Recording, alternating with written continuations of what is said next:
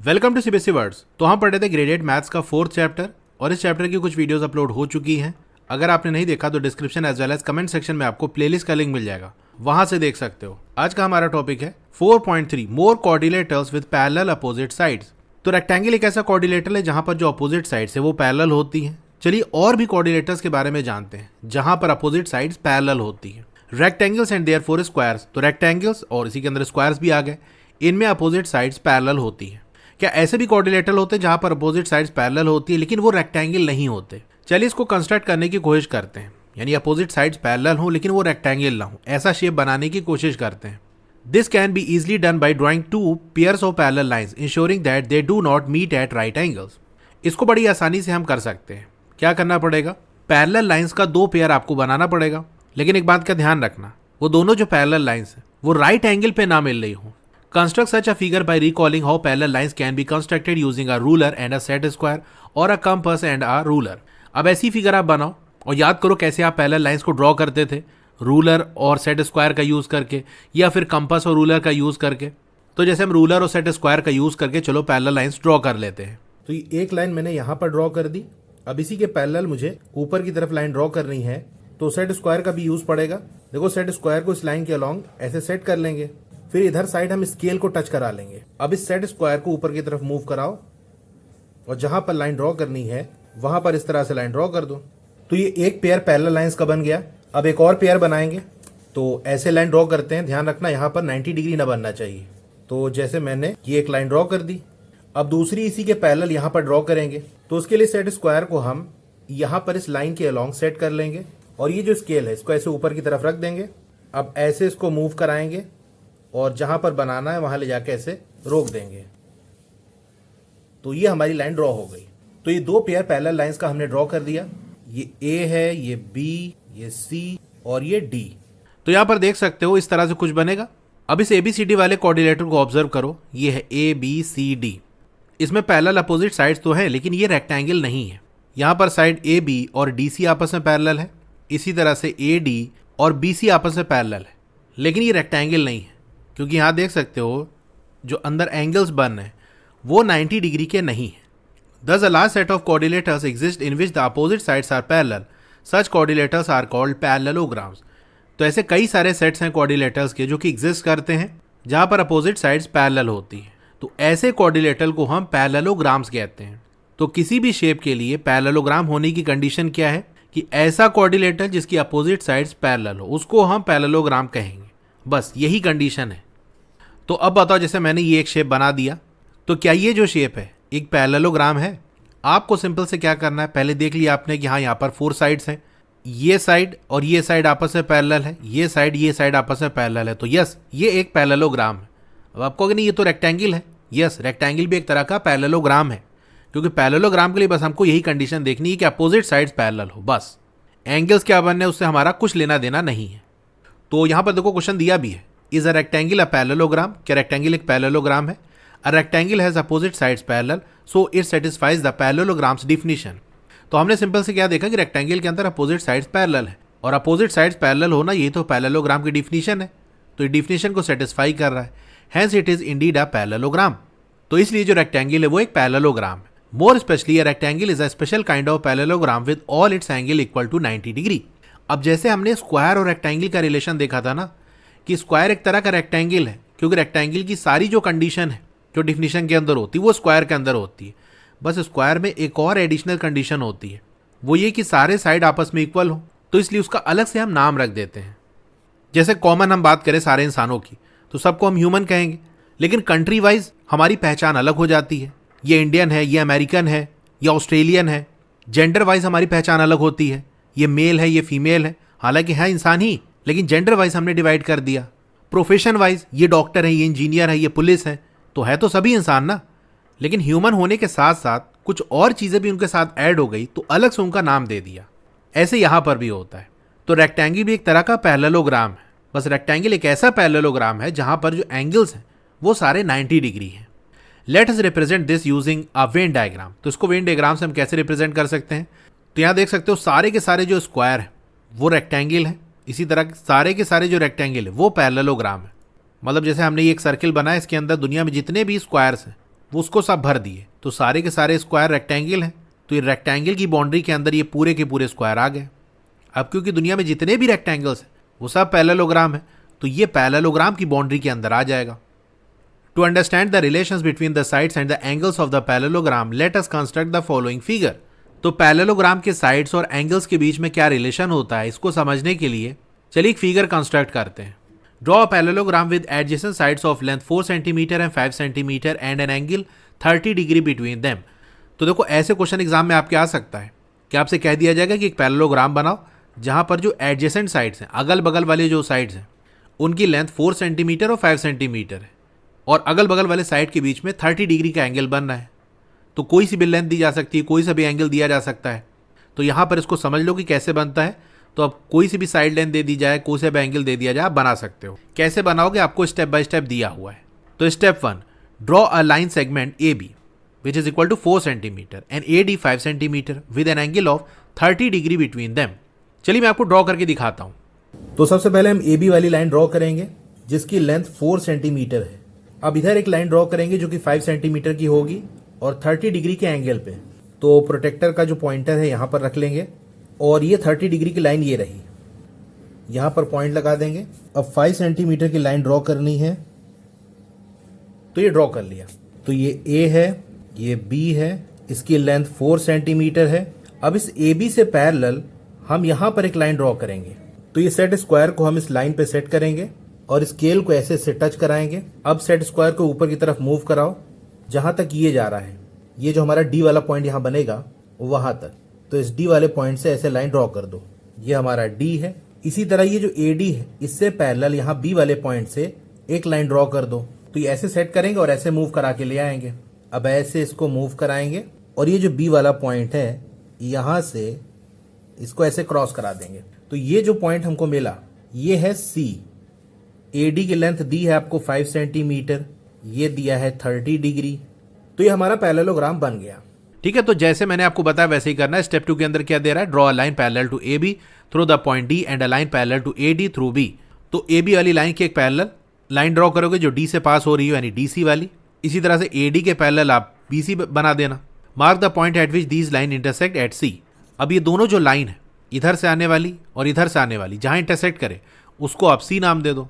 तो A B C D required parallelogram है। जो हमको बनाना था वो हमने बना दिया। यहाँ ऐसे एंगल भी दिखा देना। What are the remaining angles of the parallelogram.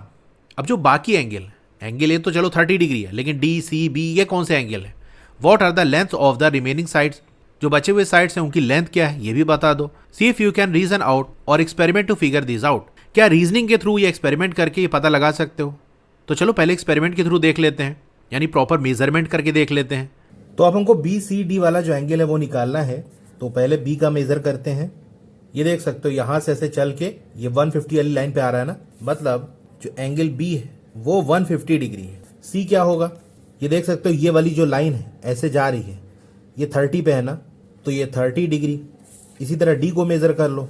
ये पॉइंटर यहाँ पर रखेंगे और ये जो लाइन है इसको यहाँ पर सेट करेंगे और फिर देख लेंगे कितना एंगल बनना है। तो ये देखो ये वाली लाइन से ऐसे चलते हुए जाएंगे तो ये 150 पे आ रहा है, मतलब एंगल डी 150 डिग्री है। अब BC और CD वाला जो साइड है इसकी लेंथ क्या होगी, चलिए मेजर करते हैं। ये देख सकते हो 5 सेंटीमीटर आ रहा है। इसी तरह DC का देखते हैं, ये देखो 4 सेंटीमीटर आ रहा है।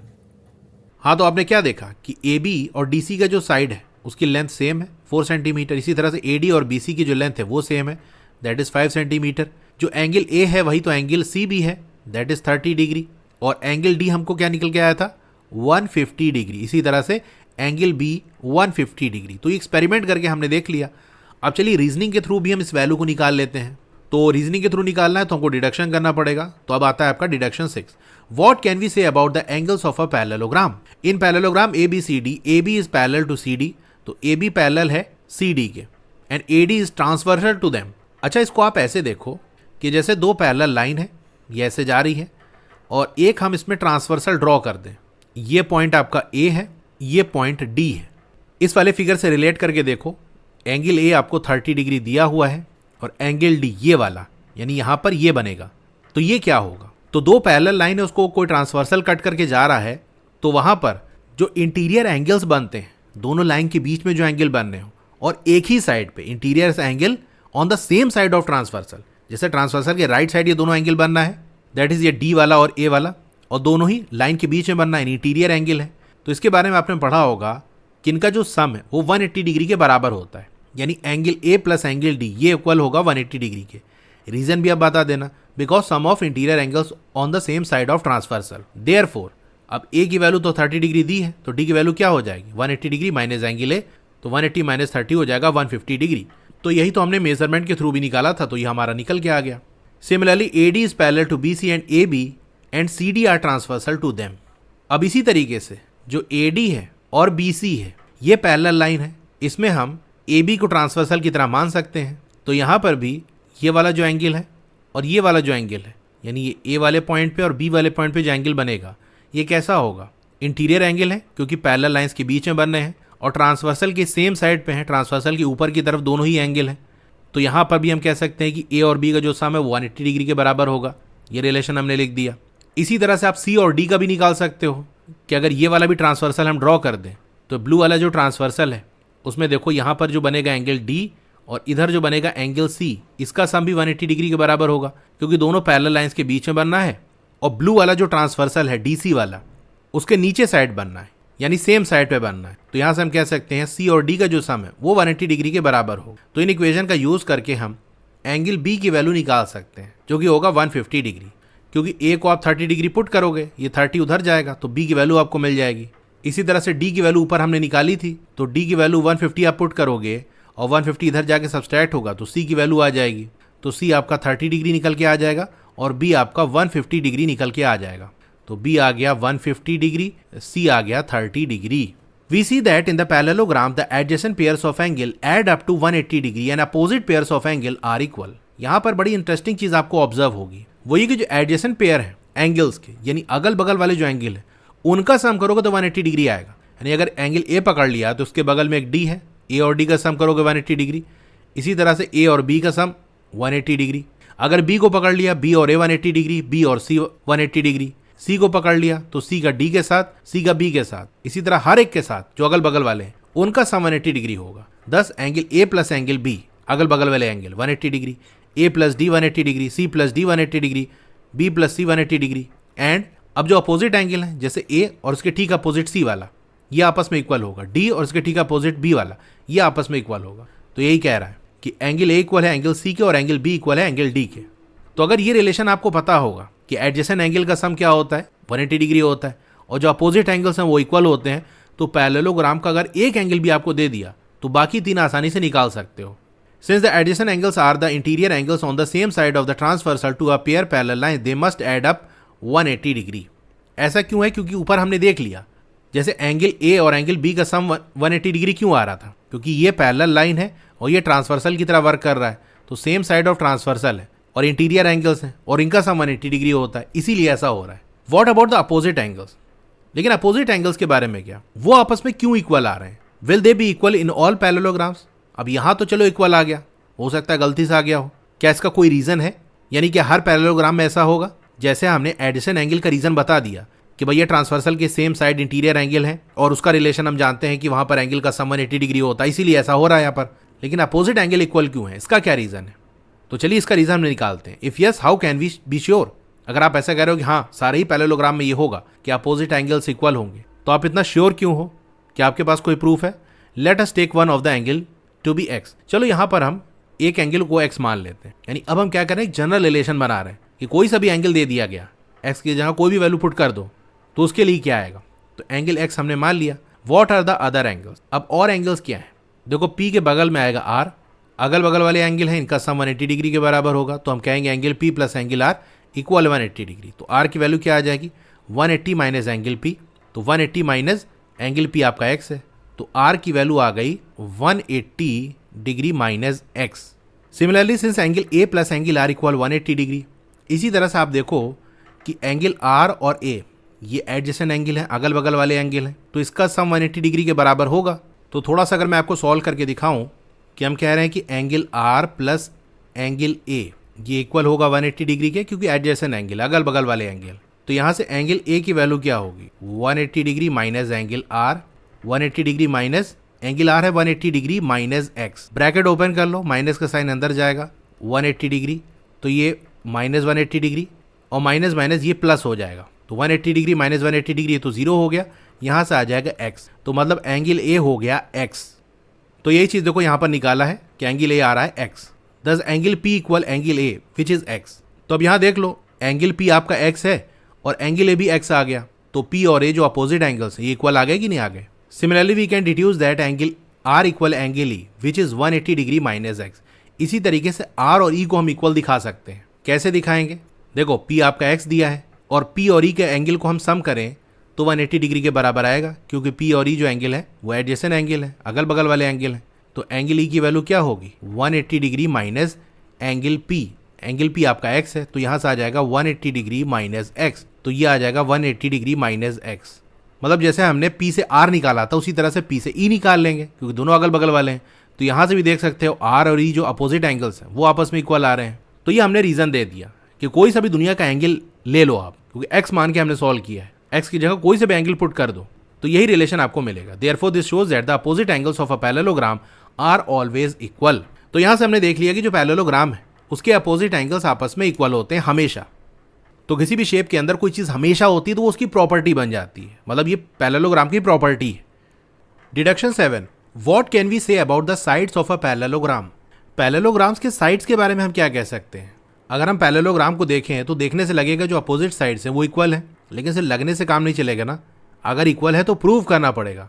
तो क्या इसके लिए हम फिर से वही कॉन्ग्रुएंस का यूज़ कर सकते हैं, ये दिखाने के लिए कि हाँ अपोजिट जो साइड्स हैं वो इक्वल लेंथ के होते हैं। तो अगर कॉन्ग्रुएंस का हम यूज़ करेंगे तो क्वेश्चन ये है कि कौन से दो ट्राइंगल को हमको कंसीडर करना पड़ेगा।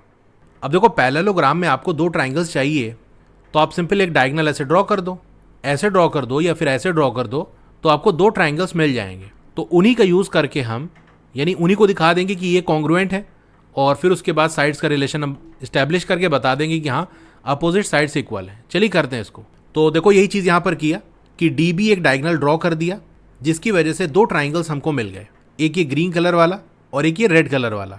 तो पहली चीज़ हमको ये शो करना है कि ये दोनों ट्राइंगल्स कॉन्ग्रुएंट हैं। In triangle A B D and triangle C D B the angles marked with a single arc are equal as they are opposite angles of a parallelogram. अब ए बी डी यानी green वाले जो triangle है और C D B यानी red वाला जो triangle है, इसमें वो एंगल जो सिंगल आर्क से मार्क है यानी ऐसे बना हुआ है, जो देख सकते हो ए पे बना है और यहाँ सी पे बना है, तो ये सिंगल आर्क है। और यही अगर दो बार ऐसे बना दिया जाए तो ये डबल आर्क है। तो ए और सी पे सिंगल आर्क है, तो एंगल ए और सी आपस में इक्वल है, क्योंकि हम देख चुके हैं अपोजिट एंगल्स हैं पैरेललोग्राम जो कि इक्वल होते हैं। तो ए और सी इक्वल आ गया, तो दोनों ट्राइंगल्स के अंदर एक इक्वल एंगल हमको मिल गया। और क्या इक्वल मिल सकता है, since AD is parallel to BC and BD is a transversal to it, the angles marked with double arcs are equal as they are alternate angles। अब आपने ये पढ़ा होगा कि जैसे ये दो पैरेलल लाइंस हैं, उनको अगर कोई ट्रांसवर्सल ऐसे कट करके जाता है तो यहाँ पर दोनों पैरेलल लाइंस के बीच में आने वाले जो एंगल्स हैं वो इंटीरियर एंगल होंगे। तो इंटीरियर एंगल में भी जो अल्टरनेट इंटीरियर एंगल है, मतलब एक इंटीरियर एंगल अगर ट्रांसवर्सल के एक साइड बनना है तो दूसरा एंगल दूसरे साइड बनना हो, जैसे हमने ये वाला एंगल ले लिया और ये वाला ले लिया, तो ये आपस में इक्वल होगा। इसी तरह अगर आप ये ब्लू वाला एंगल ले लो और ये वाला एंगल ले लो तो ये दोनों आपस में इक्वल होंगे। तो इंटीरियर एंगल है, साथ ही में एक ट्रांसवर्सल के एक साइड है और दूसरा वाला एंगल दूसरे साइड है, तो इसको हम कहते हैं interior angle on opposite sides of transversal, या शॉर्ट में इसी को हम अल्टरनेट इंटीरियर एंगल्स भी कहते हैं। अल्टरनेट एक इधर का एक उधर का और इंटीरियर एंगल है। तो क्या यहाँ पर ऐसा कुछ बनना है, तो ये हमारी AD वाली लाइन है, ये BC वाली लाइन है। आप जानते हो ये दोनों पैरेलल है, तो जैसे मैं यहाँ पर इन दोनों लाइंस को ड्रॉ करूँ और ये जो DC है ये अगर ट्रांसवर्सल है, ठीक है, ये D पॉइंट हो गया और ये B पॉइंट है, तो दोनों पैरेलल लाइंस के बीच में एक साइड अगर ये वाला एंगल ले लें, दूसरे साइड ये वाला एंगल ले लें, तो ये अल्टरनेट इंटीरियर एंगल्स है ना। और जैसा मैंने आपको बताया कि ये इक्वल होता है, तो इसका मतलब एंगल D और इधर बनने वाला एंगल B ये आपस में इक्वल होगा। तो यही बात यहाँ कह रहा है कि जो डबल आर्क से मार्क्ड एंगल है, जैसे ये D वाला और ये B वाला, ये आपस में इक्वल होगा। तो दो एंगल हमको इक्वल मिल गए। और आप यहाँ देखो जो DB है ये कॉमन साइड है, दोनों ट्राइंगल के अंदर है, तो ये तो इक्वल होगा ही। तो दो कॉरस्पॉन्डिंग एंगल्स इक्वल मिल गए और एक कॉरस्पॉन्डिंग साइड इक्वल मिल गया। So by the angle side condition the triangles are congruent. तो एंगल साइड कंडीशन से हम कह सकते हैं जो ट्राइंगल्स हैं वो कॉन्ग्रुएंट हैं। अच्छा, एक कंडीशन होती है एंगल साइड और दूसरी होती है एंगल साइड एंगल। इसमें क्या डिफरेंस है, क्या आप जानते हो इसके बारे में? मतलब इन दोनों में ही दो एंगल इक्वल होंगे और एक साइड इक्वल होगा, लेकिन कौन सा साइड इक्वल आ रहा है इसकी वजह से दोनों की कंडीशन अलग अलग होगी। जैसे यहाँ पर कह रहा है कि ये कंडीशन जो कॉन्ग्रुएंसी की है वो एंगल साइड की है। तो दोनों कंडीशन में बेसिक डिफरेंस ये होता है कि अगर इक्वल वाला जो साइड है वो दोनों इक्वल एंगल के बीच में आ रहा है, मतलब वो साइड ऐसा है कि जहाँ पर दोनों इक्वल एंगल बन रहे हैं, तब तो कंडीशन होगी एंगल साइड एंगल, क्योंकि ये साइड है, इधर साइड इक्वल वाला एंगल बनना है, इधर साइड इक्वल वाला एंगल बनना है, तो दोनों एंगल के बीच में ये साइड आ रहा है ना, यानी दोनों एंगल का कॉमन साइड है, तो एंगल साइड एंगल बनेगा। लेकिन अगर दो कॉरस्पॉन्डिंग साइड्स इक्वल है और इक्वल वाला साइड उन दोनों एंगल के बीच में नहीं आ रहा है, तो फिर कंडीशन लगेगी एंगल साइड। तो अब जैसा कि आप यहाँ देख सकते हो, एक एंगल ये ए वाला है और ये डी वाला है, यही कॉरस्पॉन्डिंग इक्वल एंगल्स हैं ग्रीन और रेड ट्रायंगल्स के। तो इनका कॉमन वाला साइड ये होगा, यानी ये वो साइड है जो दोनों एंगल से टच कर रहा है, तो ये इक्वल नहीं है, इसीलिए कंडीशन एंगल साइड एंगल नहीं लगेगी, बल्कि ये वाला साइड इक्वल है। तो ये वाला जो साइड है वो डी से तो टच कर रहा है लेकिन ए से टच नहीं कर रहा है, तो इनके बीच में नहीं आएगा, इनका कॉमन साइड नहीं है। खैर अभी आगे हम एंगल साइड एंगल वाली भी कंडीशन देखेंगे तो वहाँ से क्लियर हो जाएगा। अभी के लिए आप बस इतना देखो कि ये दो जो कॉरस्पॉन्डिंग एंगल हैं जो कि इक्वल आ रहे हैं दूसरे वाले ट्रायंगल के, इनका जो कॉमन वाला साइड है वो इक्वल नहीं है, कोई और दूसरा साइड इक्वल आ रहा है। तो दो एंगल इक्वल है और एक तीसरा कोई साइड इक्वल है, तो एंगल साइड कंडीशन लगा के हम कह सकते हैं जो ट्रायंगल्स हैं ग्रीन और रेड वाले वो कॉन्ग्रुएंट है। तो रिलेशन आप कैसे लिखोगे? देखो, ग्रीन वाले ट्रायंगल का जो ए है रेड वाले के एंगल सी के इक्वल है, तो हम लिखेंगे ट्रायंगल ए और इधर लिखेंगे ट्रायंगल सी। फिर ग्रीन वाले ट्रायंगल का जो एंगल डी है और रेड वाले का जो एंगल बी है ये आपस में इक्वल है, तो ग्रीन वाले ट्रायंगल को हम लेफ्ट साइड और रेड वाले को राइट साइड लिख रहे हैं। तो ग्रीन वाले ट्रायंगल के अंदर बनना है डी और रेड वाले में बनना है बी, तो ये आपस में इक्वल है। अब बचा कौन सा एंगल? ग्रीन में ये वाला एंगल बी वाला एंगल और रेड में ये डी वाला एंगल, ये आपस में इक्वल है, तो ये कॉन्ग्रुएंसी के रिलेशन बनेगा। अब इसमें वर्टेक्स का जो ऑर्डर है उसको इधर उधर कर सकते हो, लेकिन इक्वल एंगल जो है वो सेम पोजीशन पे होने चाहिए। जैसे अगर आप ए को पहले लिख रहे हो तो सी को यहाँ पहले लिखना, अगर बी को आप इधर लिख रहे हो तो बी और डी आपस में इक्वल, इधर डी आपको लिखना पड़ेगा, इधर आप फिर डी लिख रहे हो लास्ट में तो बी आपको इधर लिखना पड़ेगा। यही रिलेशन आपको यहाँ दिया भी है कि triangle A B D is congruent to triangle C D B. अच्छा, यहाँ देख रहे हो एंगल का नाम वही रहता है, लेकिन किस ट्रायंगल के अंदर आप देख रहे हो उससे चीज़ें बदल जाती है। ग्रीन वाले ट्रायंगल के अंदर एंगल डी ये वाला है और रेड वाले में एंगल डी ये वाला है, तो ये दोनों डी आपस में इक्वल नहीं है, मतलब इक्वल हो जाए ऐसा ज़रूरी नहीं है। हाँ, तो ये दो ट्रायंगल आपस में कॉन्ग्रुएंट हैं, लेकिन साइड कौन सा इक्वल होगा ये कैसे निकालोगे? यानी अगर कॉन्ग्रुएंसी का रिलेशन आपने निकाल लिया कि यहाँ तक आपने काम कर लिया, अब आप कैसे पता करोगे कौन से साइड आपस में इक्वल है? तो उसके लिए सिंपल सा काम आपको ये करना है कि एक एक करके जो इक्वल वाले एंगल है उसको हटाते जाओ, तो आपको इक्वल साइड का रिलेशन मिलता जाएगा। जैसे पहला वाला ये ए है, अगर इसको हटा दें और इधर से सी हटा दें, क्योंकि एंगल ए और एंगल सी आपस में इक्वल है, तो इसको हटा दें तो क्या बचेगा? इधर बचेगा बी डी, इधर बचेगा डी बी, तो B D equal D B आ गया। तो बी डी ये वाला साइड है, तो बी डी कहो डी बी कहो, ये तो कॉमन वाला साइड है, ये तो ऑलरेडी इक्वल है, वो तो हमने देख ही लिया था। और क्या हम यहाँ से निकाल सकते हैं? इधर से बीच वाला हटा दें, ये बी हटा दें, इधर से भी बीच वाला ही हटाना पड़ेगा, इधर डी हटा दें, तो क्या बचा? ए और डी बचा। तो हम कह सकते हैं जो ए डी है वो इक्वल होगा इधर सी और बी बचा सी बी के, तो ये रहा ए डी, ये रहा सी बी, ये आपस में इक्वल है, और ये तो अपोजिट साइड्स है, तो ये अपोजिट साइड्स इक्वल आ गए। अब क्या करते हैं, जो लास्ट वाला लेटर है उसको हटा देते हैं, ये डी हटा दिया इधर से भी लास्ट वाला हटा देते हैं। जिस पोजीशन का एक साइड हटाओगे उसी पोजीशन का दूसरे साइड भी हटाना पड़ेगा, तो इधर बचा ए बी, इधर बचा सी डी, तो यहाँ से हम कह सकते हैं जो ए बी है वो इक्वल होगा सी डी के, तो ए बी ये रहा और सी डी ये रहा, तो ये भी अपोजिट साइड से इक्वल आ गए। Therefore A D equal C B and A B equal C D. तो इस रिलेशन से हमने यहाँ कैसे निकाला, ये चीज़ मैंने देखो यहाँ साइड में आपको पूरा एक्सप्लेन की है। Thus opposite sides of a parallelogram are equal, तो यहाँ से हमने प्रूव कर लिया कि पैरेललोग्राम के जो अपोजिट साइड्स हैं उनकी लेंथ इक्वल होती है, अपोजिट एंगल्स इक्वल आ गए, अपोजिट साइड्स इक्वल आ गए। अब यहाँ कह रहा है is it wrong to write triangle A B D is congruent to triangle C B D? क्या इस तरह लिखना गलत है? अगर गलत है तो क्यों गलत है? तो वही कंडीशन लगाओगे, जिस ऑर्डर में लिखा है उस ऑर्डर में जो एंगल्स हैं वो आपस में इक्वल होंगे। अगर आप यहाँ से कह रहे हो कि A B D is congruent to C B D, तो इसका मतलब पहला वाला जो है उसको उठा लिया हमने ए, इधर से ले लिया सी, यानी आप कहना ये चाह रहे हो कि एंगल ए इक्वल है एंगल सी के, इधर से बी उठा लिया और सेकंड वाला यहाँ पर बी है। इसी तरह आप कह रहे हो कि एंगल बी आप इक्वल है एंगल बी के, ये जो एंगल डी है और इधर वाला लास्ट में जो एंगल डी है, angle D equal angle D, आप ये कहना चाह रहे हो। तो क्या ऐसा है? अब हो सकता है आप में से कुछ लोग कहें कि हाँ ऐसा ही तो है, एंगल ए और सी इक्वल है और बी तो इक्वल ही होगा, डी और डी तो इक्वल ही होगा। अरे भैया अभी मैंने आपको बताया कि सिर्फ नाम ना देखो कि दोनों ही तो एंगल डी हैं तो इक्वल ही होंगे। किस ट्राइंगल का एंगल डी ये देखना है आपको। ग्रीन वाले ट्राइंगल का एंगल डी ये है और रेड वाले का ये है, दोनों अलग अलग एंगल हैं। इसी तरह से ग्रीन वाले ट्राइंगल का एंगल भी ये इतना है और रेड वाले का ये इतना है। तो ऐसे नहीं लिख सकते हम। जैसा रिलेशन हमने निकाला है इक्वल एंगल्स का, उसी हिसाब से हम रिलेशन लिखेंगे। जो कॉरस्पॉन्डिंग एंगल्स हैं वो इक्वल होते हैं तो वो सेम ऑर्डर के अंदर आएगा। जैसे ए और सी इक्वल है, डी और बी इक्वल है, तो जहां डी होगा जिस पोजीशन पे उसी पोजीशन पे बी होगा। जैसे यहां देखो ग्रीन वाले में जहां पर डी आ रहा है लास्ट में आ रहा है ना, तो रेड वाले में बी लास्ट में आ रहा है क्योंकि दोनों आपस में इक्वल है। ठीक है, तो रीजन मैंने आपको बता दिया कि क्यों ऐसा हम नहीं लिख सकते। From these deductions we can find the remaining sides and the angles of the parallelogram.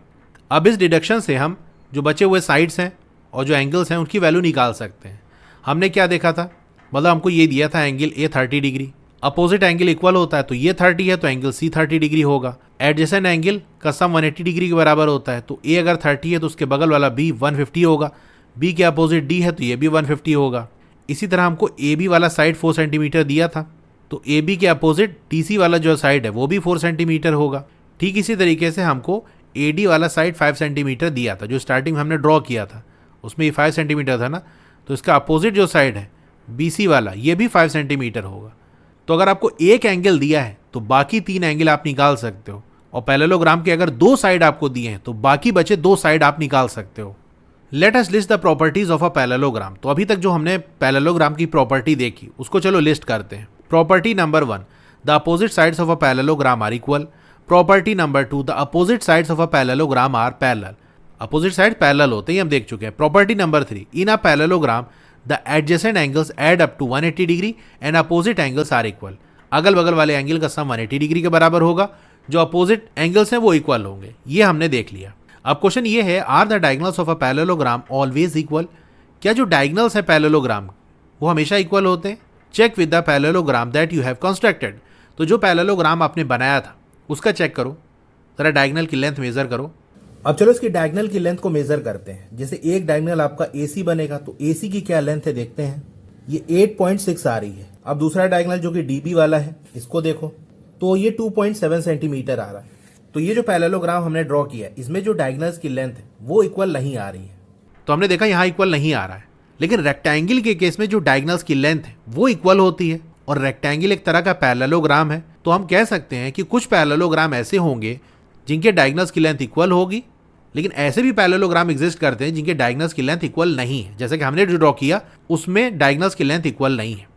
तो क्वेश्चन हमसे ये कह रहा है कि डायगोनल्स ऑफ पैरेललोग्राम क्या हमेशा इक्वल होते हैं? तो आंसर होगा नो, हमेशा इक्वल नहीं होते। कभी हो भी सकते हैं, नहीं भी हो सकते। जब इक्वल होंगे तो फिर वो रेक्टेंगल या स्क्वायर होगा, और नहीं होंगे तो फिर कोई दूसरा पैरेललोग्राम होगा। We see that diagonals of parallelogram need not be equal. तो हमने देखा कि जो डायगोनल्स है पैरेललोग्राम के वो जरूरी नहीं है कि इक्वल हो भी सकते हैं, नहीं भी हो सकते। अब क्वेश्चन ये है, do they bisect each other. क्या एक दूसरे को बाइसेक्ट करते हैं? यानी do they intersect at their mid point. क्या दोनों डायगोनल्स का जो मिड पॉइंट है वहां पर एक दूसरे को इंटरसेक्ट कर रहे होते हैं? रीजन दो या फिर एक्सपेरिमेंट करो इसको फिगर आउट करने के लिए। तो जो हमने डायगोनल बनाया था, चलिए उसका मेजरमेंट ले लेते हैं। अब ये दोनों डायगोनल मैंने ड्रॉ कर दिया है। जहां पर ये इंटरसेक्ट कर रहा है उसको हम O नाम दे देते हैं। अब ये जो O पॉइंट है क्या ये दोनों डायगोनल्स का मिड पॉइंट है? चलिए चेक करते हैं। तो AC वाला डायगोनल हमारा 8.6 लेंथ का आ रहा था। 8.6 का हाफ होगा 4.3, जो कि यहां देख सकते हो कि 4.3 आ रहा है।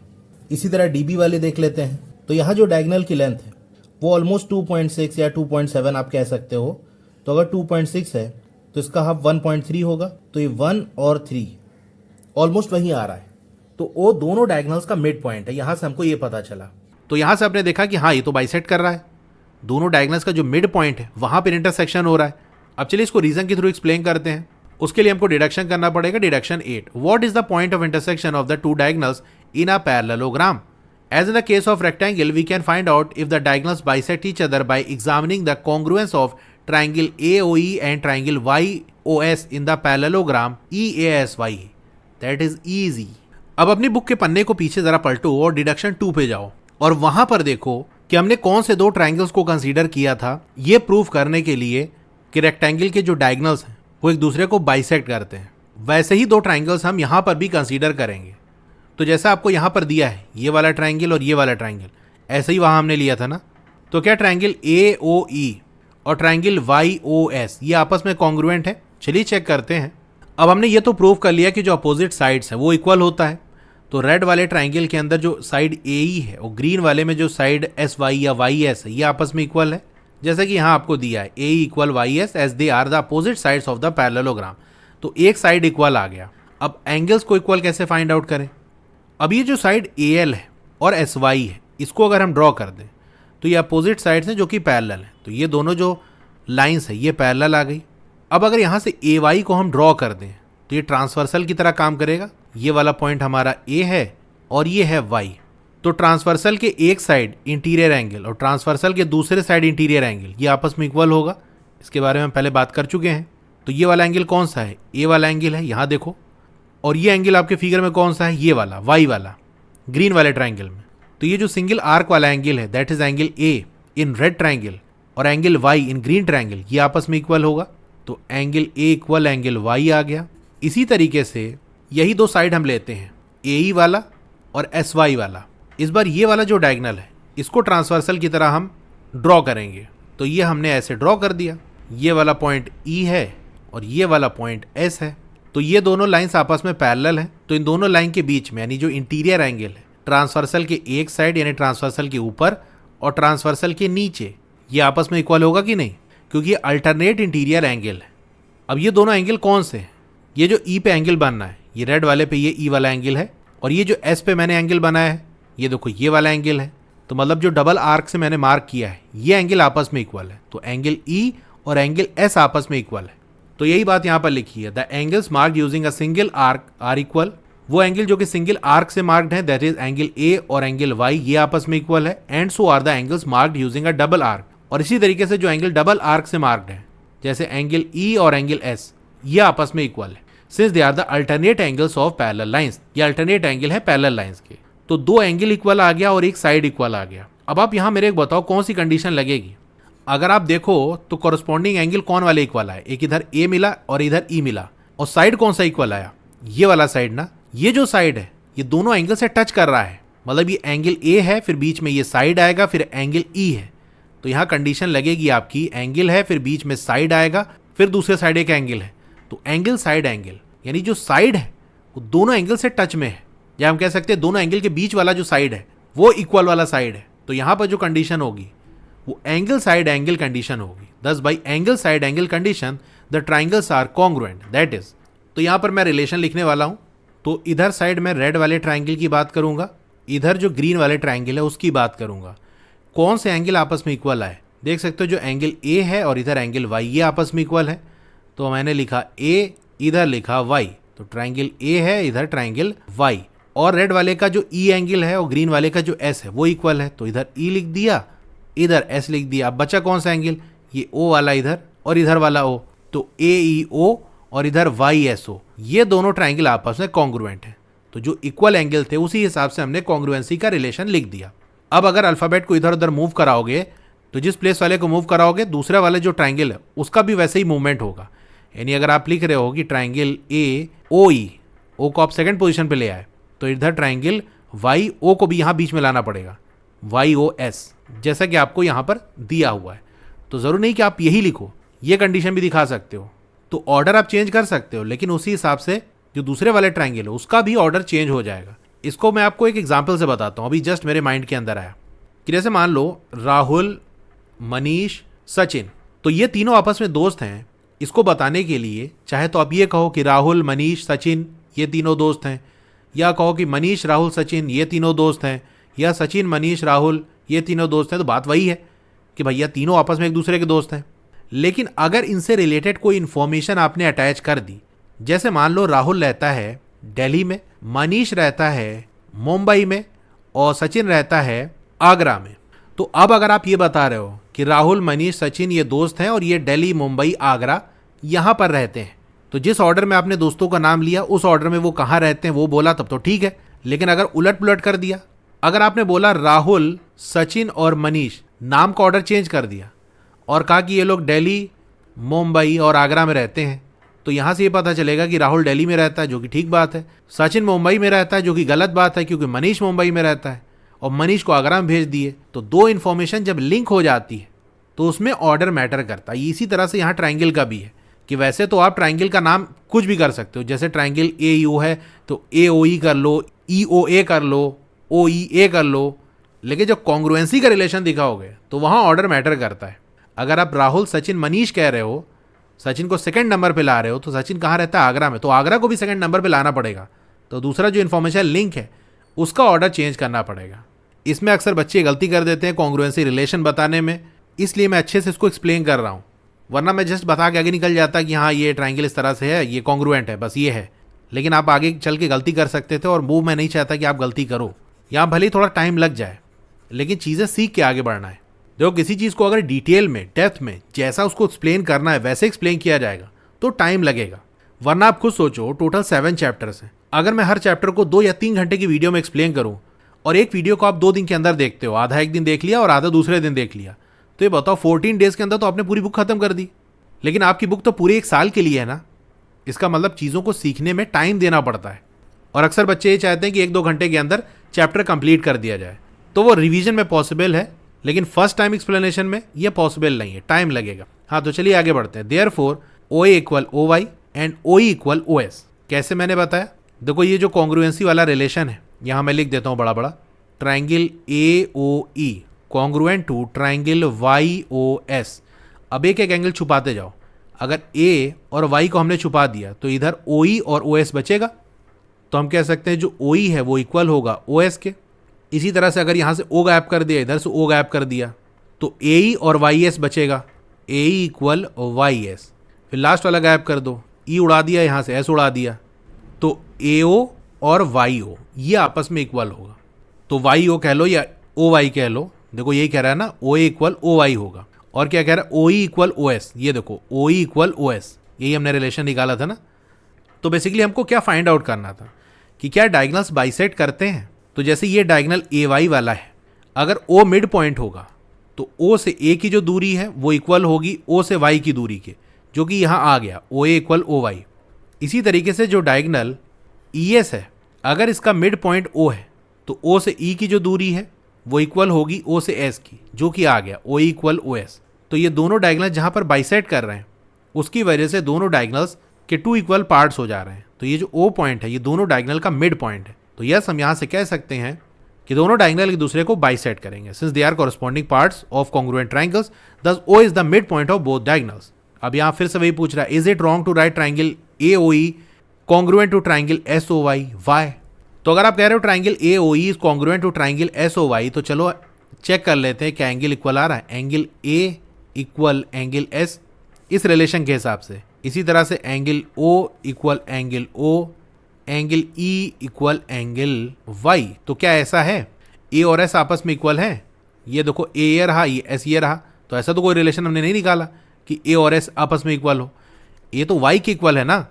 तो कॉन्ग्रुएंसी रिलेशन में अगर आप A को पहले लिख रहे हो तो Y को पहले लिखना पड़ेगा। ये S क्यों लिख दिया? गलत कर दिया ना। तो गलत है। क्यों गलत है वो मैंने आपको बता दिया कि जो कॉरस्पॉन्डिंग एंगल्स हैं वो इक्वल नहीं आ रहे हैं। A S के इक्वल नहीं आ रहा है, O और O तो आपस में इक्वल है। इसी तरह से E और Y आपस में इक्वल नहीं आ रहा है। तो प्रॉपर्टी नंबर 4 आती है, the diagonals of a parallelogram bisect each other. Parallelogram के जो डायगोनल्स हैं वो एक दूसरे को बाइसेक्ट करते हैं, यानी 2 इक्वल पार्ट्स में डिवाइड कर देते हैं। Do the diagonals of a parallelogram intersect at a particular angle? क्या पैरेललोग्राम की जो डायगोनल्स हैं वो किसी पार्टिकुलर एंगल पे ही इंटरसेक्ट करते हैं? यानी क्या पैरेललोग्राम के डायगोनल्स के बीच में बनने वाला जो एंगल है वो फिक्स होता है, जैसा कि स्क्वायर के केस में है कि भैया 90 डिग्री होता है, अगर ये एंगल चेंज करोगे तो स्क्वायर नहीं बनेगा। तो क्या यहाँ पर भी फिक्स होता है? अब देखो इसको ऐसे भी देख सकते हो कि रेक्टेंगल में हमने क्या देखा था कि रेक्टेंगल्स के जो डायगोनल्स उसके बीच में एंगल कुछ भी हो सकता है, कोई फिक्स नहीं होता। अब रेक्टेंगल भी तो एक तरह का पैरेललोग्राम ही है।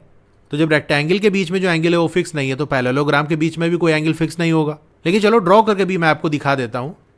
अब एक पैरेललोग्राम मैंने ये ड्रॉ कर दिया। अब देखो इसके बीच में ये एंगल बनना है। एक दूसरा पैरेललोग्राम मैंने ये ड्रॉ कर दिया, इसके बीच में ये एंगल बनना है। अब दोनों एंगल्स आप देख के ही बता दो कि यहाँ पर ये जो एंगल बनना है और यहाँ पर ये जो एंगल बनना है, क्या ये दोनों आपस में इक्वल है? इक्वल नहीं है। इसको आप मेजर भी करोगे तो इक्वल नहीं आएगा। लेकिन ये दोनों ही पैरेललोग्राम है, लेकिन दोनों ही केस में डायगोनल्स के बीच में बनने वाला जो एंगल है वो हमने अलग अलग लिया है। तो क्वेश्चन ये है कि क्या पैरेललोग्राम की जो डायगोनल्स हैं वो किसी पार्टिकुलर एंगल पे इंटरसेक्ट करते हैं? The answer is no. कोई फिक्स एंगल नहीं होता। तो ये टॉपिक यहाँ पर आके एंड हो गया। क्लास 8 की और वीडियो देखना चाहते हो तो इस तरह से आपकी वीडियो चली होगी। पहले वीडियो को लाइक कर लो, चैनल को सब्सक्राइब कर लो, मोर पे क्लिक कर देना है, फिर से मोर पे क्लिक कर देना है, तो आपका डिस्क्रिप्शन ओपन हो जाएगा। यहाँ पर आपको मेरे व्हाट्सएप चैनल का लिंक मिल जाएगा, उसको ज्वाइन कर लोगे तो आपको लेटेस्ट अपडेट मिलती रहेगी। डोंट वरी, आपका नाम और फोन नंबर किसी को भी विजिबल नहीं होगा। फिर क्लास 8 की बेस्ट बुक का लिंक मैंने दे दिया है, इस लिंक पे क्लिक करके यहाँ से परचेस कर सकते हो। अब अगर आपको स्टडी मटेरियल चाहिए, जैसे नोट्स हो गया, एक्सरसाइज के सॉल्यूशन हो गया, तो मेरी वेबसाइट विजिट कर सकते हो। और नीचे आओगे तो क्लास 8 मैथ्स की चैप्टर वाइज प्लेलिस्ट मिल जाएगी। जिस चैप्टर की वीडियो देखनी है उसके साथ में जो लिंक है उस पर आप क्लिक करोगे तो उस चैप्टर की प्लेलिस्ट ओपन हो जाएगी। और नीचे आओगे तो और भी जो सब्जेक्ट्स हैं उनकी प्लेलिस्ट का लिंक मिल जाएगा। Okay, thank you.